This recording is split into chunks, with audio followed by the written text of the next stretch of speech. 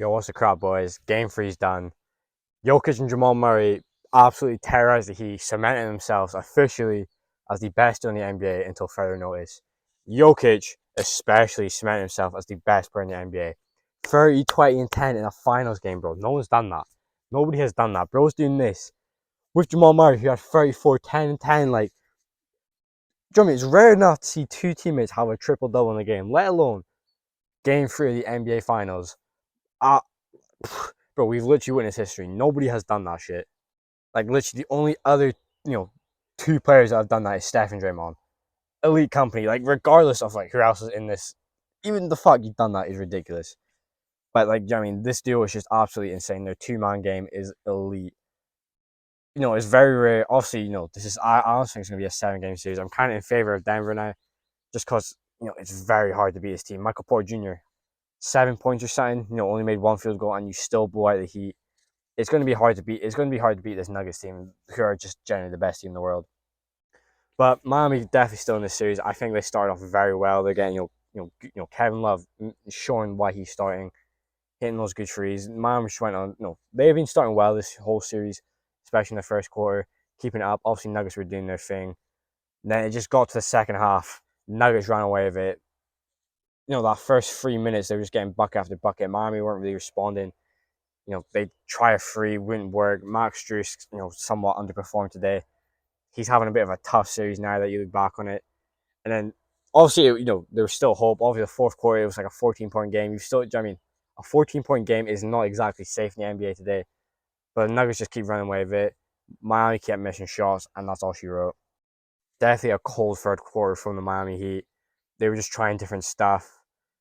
Jimmy has not been playing well. Obviously, he's got that ankle injury, which is definitely affecting him. He is not the same guy. In that, but especially that Bucks series, somewhat of that New York series, that's when it did happen. He's not shooting well this series. 62 points on 57 shots. This isn't the Jimmy we know. Obviously, it takes nothing away from Denver because they blew them out. If Jimmy made some shots, obviously you could say the stuff would be go different. But the Nuggets are just really that good. It's plain and simple. Christian Brown, the rookie, 7 for 8 shooting, great energy, great dunk, steal, all this stuff. People were saying, obviously, he is quite an underrated rookie. I don't really know about him until the playoffs, especially in like round one. His great energy, his athleticism is through the roof. People, including myself, knew he'd have a game this series where he completely is the difference maker, is that good energy guy. That was this game. I think he's going to be great for his whole team, especially, guys like Bruce Brown as well. Great defense, etc. Jeff Green, his leadership with Aaron Gordon, all the players. It's exactly why you need veterans on the team. Obviously, Miami does have a lot of veterans, but it completely showed today. Miami's offense clearly, showing the struggle. This whole regular season, they were one of the worst offenses in the league.